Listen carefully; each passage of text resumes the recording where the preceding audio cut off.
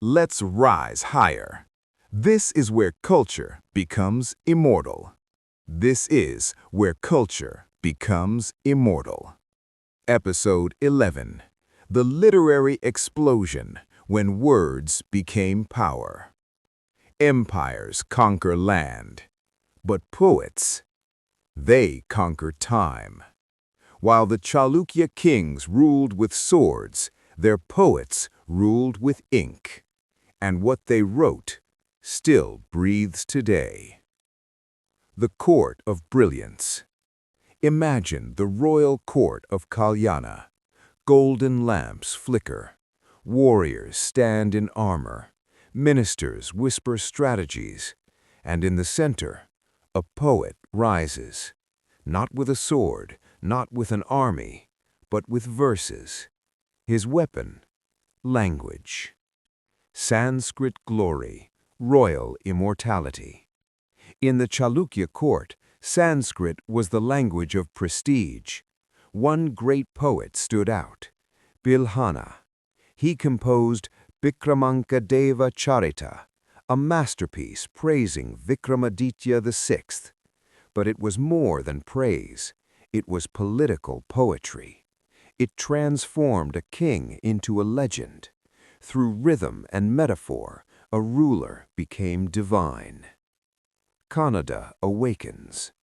But something revolutionary was happening. Kannada was rising, not just as spoken language, but as a literary force. Earlier foundations had been laid. Now the cultural confidence of the Deccan grew stronger. Royal support encouraged scholars.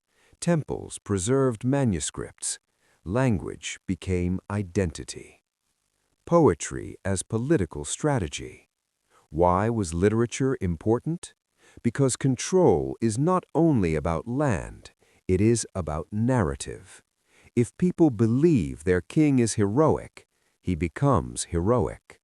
If poets describe a golden age, it becomes remembered as one.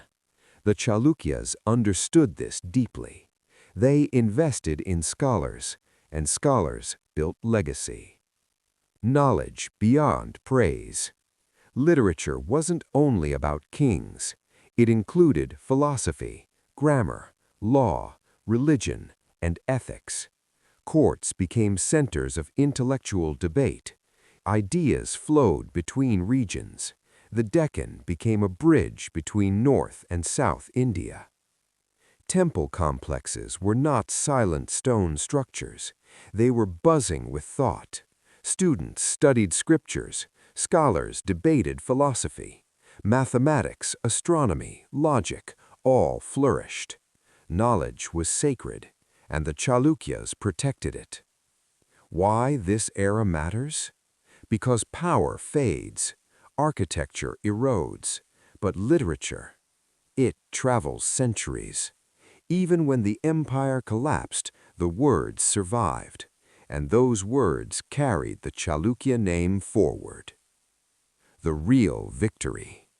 The Chalukyas didn't just win battles, they shaped culture, they strengthened language, they empowered scholars, and that is a victory greater than conquest.